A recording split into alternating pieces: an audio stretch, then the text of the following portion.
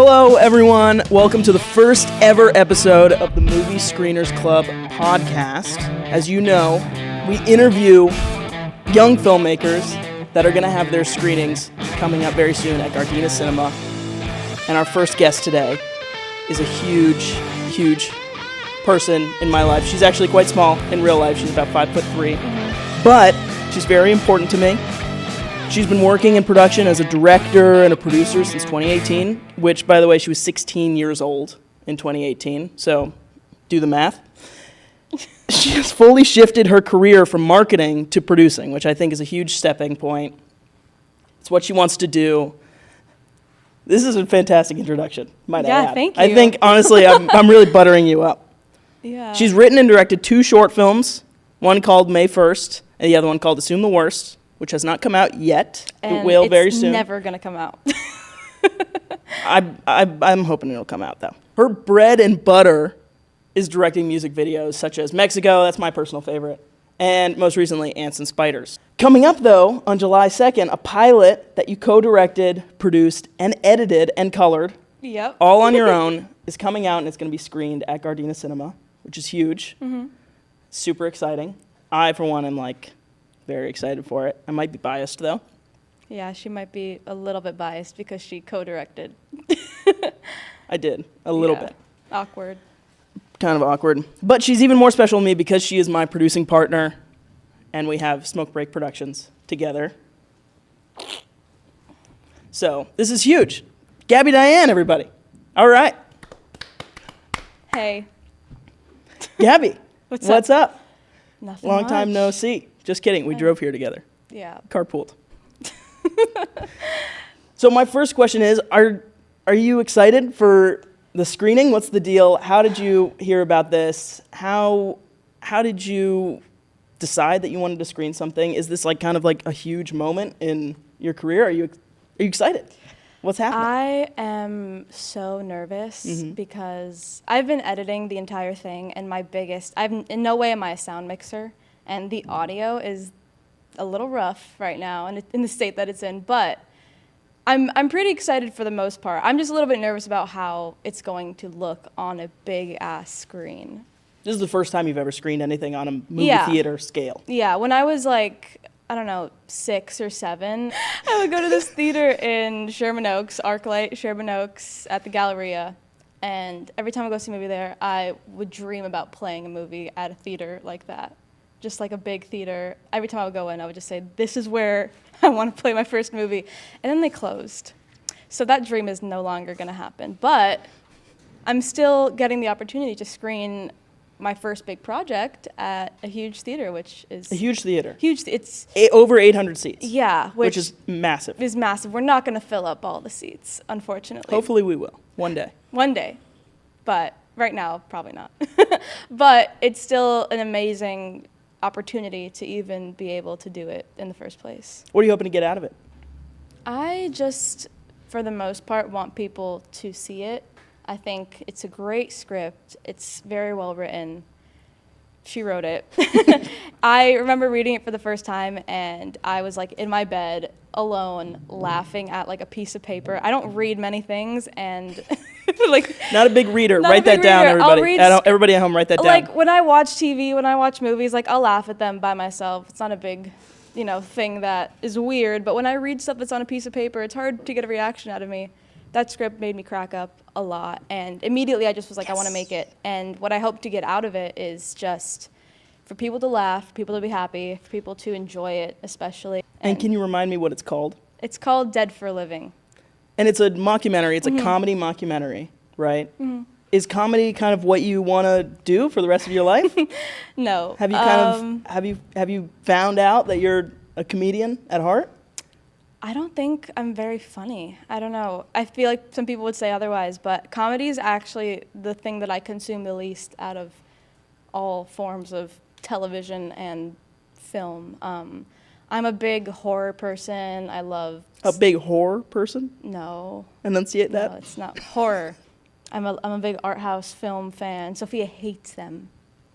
We have very opposite taste, but yeah, comedy is not something that I would say is my bread and butter. It's not my staple. It's not something I want to do all the time. It's so fun to work on, this project specifically, and also most of our projects have all been comedies, and they've been a great time. Every single set, it's like, you're not bummed out at any point. No, never. Even if there's a sad scene happening, it's not something that is sad necessarily.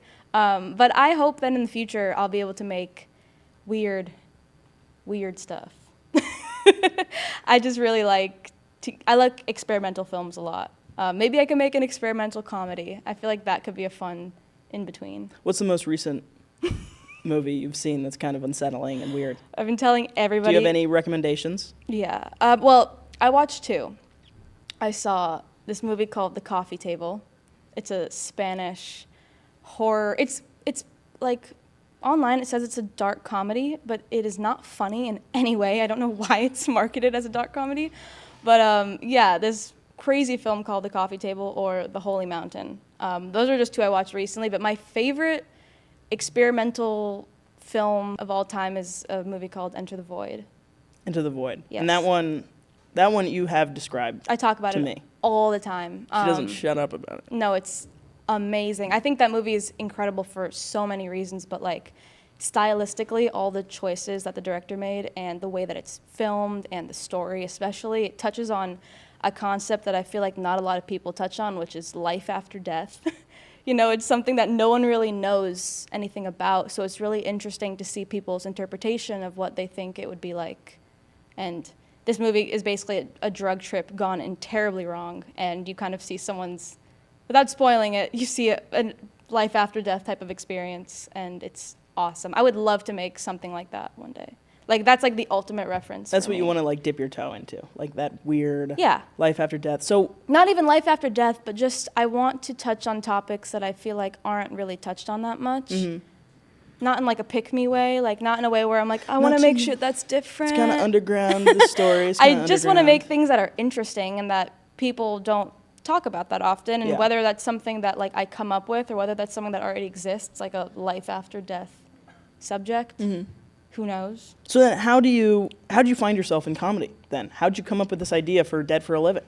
A comedy mockumentary. Well, I'll start with the comedy genre in general. In senior year of high school, I took a comedy writing class, and I loved it. It was a great time. It was primarily for stand-up comedy. It was kind of how to write jokes and how to deliver jokes, but it was like the funnest class I've ever taken in my whole life. Like, I hated school, and this made it feel like a place I actually wanted to be at.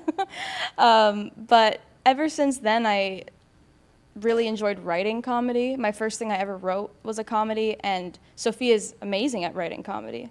So I think that that's kind of where it's also pretty easy to make if you know how to write it. I feel like I'm really good at writing the easiest genre to write. I mean, I'm not going to say it's the easiest, but I'm saying if you understand comedy, you understand structure of film and story, and also understand structure of jokes and how to hit jokes and how to make things, you know, funny in general. I feel like writing comedy is pretty easy. A lot of comedies are kind of tacky, but I feel like that's what makes them the most funny. This story that we wrote and came up with was mainly like I went online, I saw this TikTok of this guy. His name is Living Dead Josh, and Shout out Living Dead Josh. Shout out Living Dead Josh. He was posting a bunch of videos every single day about him laying dead in various areas of the city he lived in, and he would post every single day, playing dead, day one of playing dead until I get cast in a TV show or movie. And then Did he get cast in a TV show? He did. He got cast in like some crime TV show as a dead body, and I thought, what? Big break. This would be so funny if I made a story about a guy who does shit like this, whose full-time job it is just to lay on the floor. It's his life, and he takes it way too seriously. And he takes it way too seriously. I mean, this guy committed, I think, almost a year of his life every single day to finding a place to pretend to be dead in. And then he ended up getting cast in a movie or a TV show for it. And I'm sure right now he's probably booked. Hopefully. Yeah. But hard work pays off, kids. that's just where the Even if it's playing dead in public. That's Hard where the work. idea came from. And then from that, I just texted Sophia, what if we make a script about a guy who plays dead and it's all he does? And she's like, give me give me like 10 minutes. 10 minutes, yeah. Not right. actually, but she's like, give me a second, and then like came back to me with like a first draft, 30 fucking pages. It was really long. It was a really long first yeah. draft, and because it was originally a short film. Mm-hmm. Do you remember? Yeah. It was originally a short film, and it was like 40 pages. And this was like right when we had started making anything. Yeah. This The is most we before. had made was May 1st. Mm-hmm. And so it was like 3 minutes, 4 minutes long, 4 minutes and 20 seconds long, actually. I know that. Yep. 4 minutes and 20 seconds long. And that was the most we'd ever done, ever could wrap our heads around, basically. And now there was this script that was really great, and that we both loved the story. We both had something to do with the story, which was super exciting. Mm-hmm. And it was 40 minutes long. We couldn't do it. No, it's not even that we couldn't do it. It's that I don't think, at least in my We couldn't opinion, do it right. Yeah, we couldn't do it right because of an experience thing, but also I didn't think that anyone was going to want to sit through like 40 minutes of something that two random like small production company owners made because it's pretty long. I feel like I love the fact that people will take the time to make features when they're not very known and like to, do the whole thing, but like unfortunately the odds of it getting watched the full way through are very slim if you're not doing like a festival distribution of it and it's not getting picked up. Big festival. Big festival. Like If you're not, Sundance or especially South by if it Southwest. gets picked up at a festival, like no one's gonna sit through the whole thing. So we took that long script and we basically divided it into 5 mini scripts. Which, by the way, your idea, I give you complete copyright, trademark credit. Yeah. Her idea, genius idea, because they ended up being 5-minute episodes, 5 to 10 minute episodes, Yeah. which is like perfect and so It's like easily digestible. I feel like people nowadays, TikTok, you can upload up to an hour long of footage, I believe. Don't fact check me. But Fact maybe checker. it's 10 minutes or it's an hour. I think they've like updated it. But if people watch full-on movies on TikTok in like 48 parts. So it's like, why couldn't we do something like that? But instead of 48 parts of a 40-minute movie, we just do 5 to 8-minute increments of a 40-minute movie. And then I think the longest episode is the last one, and it's maybe 10 minutes. Yeah. Yeah, so It's a good finale. yeah, I think it's way more digestible that way. I think that it's also fun we're going to release it episodically or like weekly. I love Little summer show. whenever a show goes on Netflix and they put it all at once, I'll watch the whole thing and then I'm just sad when it's over. But I feel like you can keep the hype of something for longer if you release it every week, once a week, like they used to do.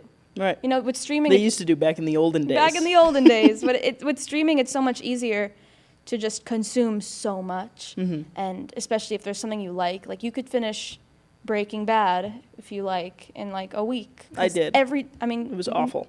I've watched it like 100 sickening. times, but like The Bear was such a fun TV show watching experience because from the start it was every single week. Even Euphoria was like Euphoria Sundays. Euphoria Sundays. Every single Sunday I would get together with my friends at a house. We'd buy a bunch of snacks. We'd sit and watch it, and it was like a thing that we did. And I feel like that's fun. And I want, as much as I would like to release something all at once and have it be, taken in and enjoyed, I think this is so much better cut up into pieces. Yeah. And people are going to have Dead for a Living Wednesdays.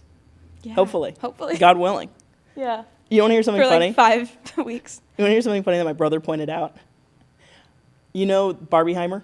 We have our own Barbieheimer because Dead for a Living and Despicable Me 4 release both on July 3rd. Oh, God. So people are going to have to choose between the two. Nobody, And we have a regular Dead Despicable Me 4. nobody. Right? No. Barbieheimer, Dead Despicable Me. I think that's pretty clever. I think that's pretty funny. And I think that you should be laughing more right now. For the listeners, at least, you're just smiling. But for the listeners at home, they don't know that you're laughing. I'm laughing in spirit. She's crying laughing. Yeah. So this is the biggest project. What's pre-production like on a huge project like this with very little funds? And I was on Facebook, Instagram, TikTok, Nova, this like job listing app for creatives, like every day, putting up listings, asking for people to just join the crew. Unfortunately, work for volunteer. Passion project. It was a as passion. It was a passion project. Everybody says. But I mean, the one thing I kept telling everyone is, we're gonna screen it. I promise. Come. It's gonna be. Just come on the set. It's gonna be worth it. We're gonna screen it. I had no movie theater that was going to screen it. I had not even a single connection to anyone at the time that I could even think that would screen it. But I just kind of lied. I was like, it's gonna happen. I swear to God, I'm gonna make it happen. That's what a lot of this business is, lying. And come work on the project. It'll be super fun. We'll feed you guys. We're going to screen it. It'll be a great time. And yeah, I had to interview a bunch of people. The pre-production process is a lot of just getting people together from like all different corners of the internet. Mm-hmm. And I was really worried that people would be weird, that people would not know how to do their jobs, that people would come on the set and, mess it up terribly. But to my surprise, every single person that we had on the crew, was super professional, was so passionate about the project that we did. I would send everyone just the pilot, and right after I would send it to them, they would want to take the job, which was a great sign. Yeah, it's a super good feeling when people want to work with you for free just because they like and they the would material. tell me, like, send me the rest. I have to read the rest. And I was like, okay, this is great. Like, I think people actually like the script and they actually want to work on it. It's a desire. It's something that they think would be fun. But the pre-production process was, I think, the easiest ever been also because we had an AD that kind of helped do all the scheduling, where prior to this, me and Sophia have done every single job. Every job. It's like when you look at the credits of anything we've worked in, it's like director, Sophia and Gaby, producer, Sophia and Gaby, editor, Gaby, colorist, Gaby. Catering, Gaby. Catering. So, which actually she did cater. I did cater, for a living. She made homemade food every single day for everybody. And I think it was honestly better than like getting In-N-Out or pizza. It was like really great. Everyone was super homey. It was long days and I didn't want, listen, I think also in a general sense, if you want to be cost effective when it comes to food, buy your own groceries, make your own food. It's common sense that it's easier to do that and cheaper to do that than to eat out. So but you did, after rap every single day, have to cook. But you know what? It wasn't bad. I have a lot of energy for the most part. Like after the rap one day, I went to go see a movie, like right after. And I shouldn't have done that because I had to wake up the next day super early. Yeah, we had like 7 a.m. call times every single day. And I went to an 11 p.m. showing of a terrible, scary horror movie. But Life on the edge. Yeah, the pre-production process was fun. I also really liked interviewing, all types of creative people for the crew, and auditioning people for the cast was so fun. Getting audition tapes sent in was like amazing. I loved watching all of them. And I posted a TikTok looking for actors, and I had like 40 people, message me and want to audition. Random people. And most of the cast was people we knew for the most part, but one girl, she plays Ani. Kaya Eisenberg. Yeah, Shout out Kaya. I did not know her at all. She just DM'd me off TikTok, and she was like, I think my favorite character in the whole thing. She was the funniest one for sure. She nailed it. Yeah. Nailed it. But I think the internet is a great place to thank God that we have, the world at our fingertips to just find anybody we need safely, of course. But yeah, that definitely helped so much more. I haven't worked on many sets for narrative stuff, so I don't know, who to call when it comes to these types of things. But now we have a big list of people. Yeah, and everyone was super great, super cool. So our lead actor, his name is Daniel Osona. How did we pick him? How'd you pick him? Because you saw his audition tape before I did. What stood out with him? Because he really killed it in this show. So funny, nailed every single joke. Came to set, like, he had so many issues. He would he was moving out at one point, and so he had to. We were shooting in his apartment. The last 2 days of his lease, and all of a sudden, he has to move out, literally as we're wrapping, and things were like falling through. He couldn't move his stuff out. He couldn't get somebody to help him move his stuff out. So he ended up staying up until 6, 7 a.m. We had a call time at 8, and he came straight from moving all of his stuff out of his apartment to set. Huge trooper. He was such a trooper. But what stood out? So I got a handful of auditions for the lead, I had met Danny one time before. He came to interview for a company that I worked for, and I thought he was super funny. But when I posted that I needed, actors, he, messaged me. I sent him all the information, sent him the script, waited a couple days. And when he sent me back his audition tape, he sent me like 3 of them. And one of them was just regular American accent. He just did the script. Normal accent. And then he did one in like a British accent. And then I think he did one in another accent. I don't even remember what it was. But the fact that we didn't ask him to do anything like that. And the fact that he took the creative decision to just do 2 entire 5-minute auditions in a different accent for no reason. And it says nothing in the script about him being British. Oh, no. Him being from any other place. His name is Max Morris. Where do you think that guy's from?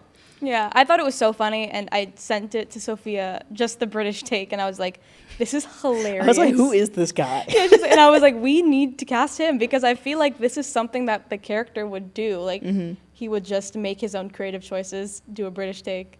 I just thought it was hilarious. So that's kind of how he got the part, how we found him. And I couldn't have asked for a better lead. Literally, he sold it. He sold it. Every single day, he came super prepared. Against all odds, he did it and nailed it. He was super professional. There's no doubt in my mind that he's going places. he's going places for sure. Yeah. He's going places. Everybody knows it. Everyone knows it. Everyone. But yeah, he was awesome. Yeah. So we kind of learn things from each production that we work on. We learned, obviously, to audition people since the first production that we worked on. Our first shoot ever, one of our actresses, she came on, and I had met her on a whim. On a set. On set. Yeah. She said, I'm an actress. I said, great, we need somebody for a short film. She showed up. We had 2 rehearsal days. It's a 13-page script. She was one of the leads. We trusted her. Whatever. She showed up, and she didn't know any of her lines. And it ruined the shoot. I mean, really. And it kind of sucked because everyone worked so hard on it. Yeah. And it was the first thing I had ever directed. Yeah, you were directing on your own. We spent so much unnecessary money. I think we spent more money on a 13-page script than this 40-page script, which is crazy. It's, again, the thing about this industry is every minute that you're on a set, you're learning something new, which I think is awesome. I've worked literal desk jobs. I've just had every single job you can ever imagine. You have 5 jobs at one. You're like Barbie. Yeah. You have all the costumes. I literally do. You have the costumes from every... I learned the most on film, commercial, music video sets, just about everything. Not even about production itself. You just learn about everything. You also learn a lot about how to deal with people, how to handle, time constraints, bad situations. Biggest thing is you learned so much on all of these sets that you can apply to everything. Right. And I can't say that I've learned those types of skills on my marketing desk job. I just learned how to sell stuff to people, which is still important too, because I definitely can sell anyone anything. Yeah. Big time. All of you have crazy marketing ideas for this, especially for this project, because it's so guerrilla style. We really just went out into the world with a camera, and you were like, oh, let's film this. Let's film a TikTok where Max is lying dead on the floor. Day whatever of playing dead. Shout out Living Dead Josh. Those kind of ideas I think blend so well into, because at the end of the day, you need people to see the movie. You have to. Yeah. And so if you can't advertise it, luckily, you can advertise it. And then we can shoot it. And it's great. Yeah, that's also a good selling point to people that I kept telling when I wanted them to work on it. And I was like, hey, guys, I work in marketing. I know how to marketing yourself with marketing. Yeah, and I'll get it pushed somehow. Yeah. It was all a question mark, you know what I mean? But I'm just I'm gonna do it. That's one thing about me is if I really, really want something, I'll make it happen. Because I feel like if you focus all your energy onto something you really, really want, and you have good intentions behind it, there's no reason why it couldn't happen. I remember we had a shoot, and the location fell through the day before, and I remember I said, let's reschedule. Let's figure out. I literally was like, we have to plan this. I'm a big planner, and you're a big spur of the moment. Let's do it. Yeah. And I think that's why we work really well. And I was like, let's push it. And you said, no, we're going to shoot it tomorrow.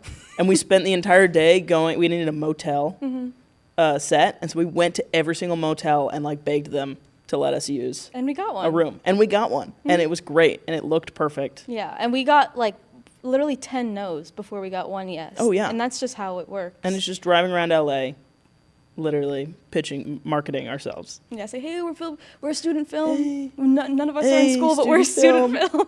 But you're constantly learning things on these productions. So what did you learn specifically from this production, this biggest production you've ever made? Yeah. And, I mean, what's next? What's the next move? You learn a lot, like I said earlier. One thing I learned, again, is it's so much emphasis on time. The planning is so important to make your end product so amazing. You can, I mean, at least I can tell. I know the viewer won't be able to tell, but I can tell where we were pressed for time in our story easily, because you can see where we had room to breathe and where we had room to play and have fun, and you could see where we were like, fuck, we are over time. I don't want to keep these people here. We have to just wrap this up. You can tell, and I think that I never want to sacrifice the product of something that we're putting so much effort in, so much time into, for the sake of not having enough time. Right. Trying to condense everything into like 3-4 days. I would try and find a way where I can, maybe do like a 7, it's still such a short amount of time. Maybe even do like a 7-day shoot, our shoot was only 4 days, a 5-6 day shoot. Which is crazy. Yeah. Shooting like 10 pages a day. Yeah, which again, the average is 5. That would be the dream though, to really focus on really, 5 good pages and solidify that. Yeah, and maybe wrap early. And maybe wrap early, go get a drink, go get some dinner. Watch a scary movie. Every single time I come home from a set, I'm like starving. I'm tired. My legs I'm thirsty. hurt like I'm dehydrated. Crazy. It's like it really is like physical labor. It's the hard. most. I think the biggest thing definitely would just be a planning. Like if I were to take anything out of what we did, it's planning. It's also checking in with all of the cast and all of the crew and making sure that everyone's good. Not saying anyone wasn't good, but like just I think one thing as a director, I need to be way more on top of people. And just making sure that, like, we had a lot of issues with sound for this project. And I wish that I was more on top of going to the sound guy and saying, hey, are you sure? Are you sure? Yeah. That sounded good. Yeah. How do you feel? Because I didn't. I just assumed that everyone was there and knew how to do their jobs, which, granted, I should assume that. But also... But you should assume the worst. What's next? Yeah, what's the next project? Well... me and Sophie were talking about this yesterday. I am really hoping to, get this rollout completed, put all the episodes, see how people like it. And then after, I really want to start moving more into the lane of making something that I have been wanting to make, which is the weird experimental freaky movies.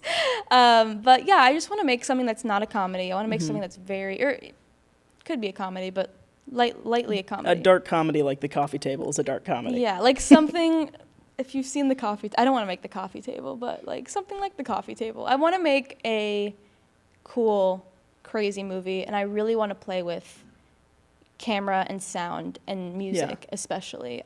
We just did a mockumentary, which was so fun.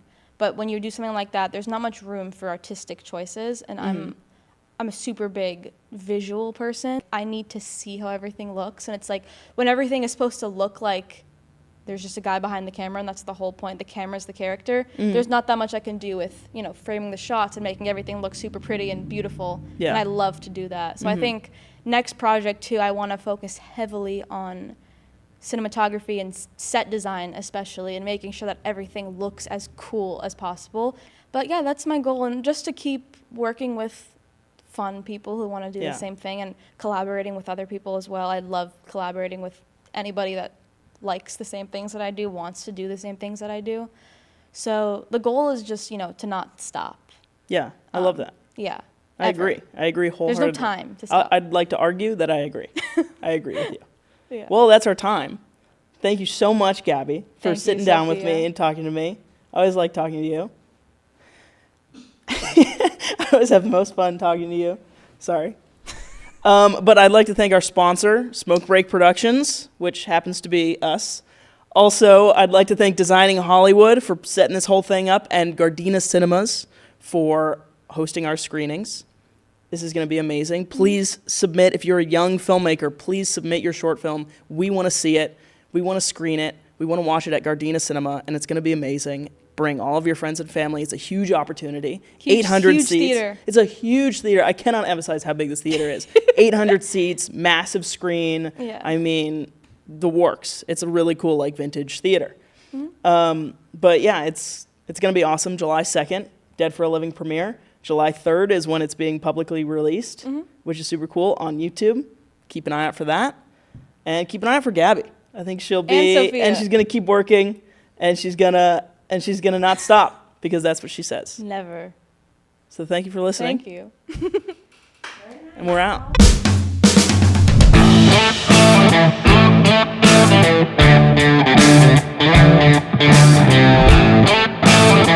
Thank you.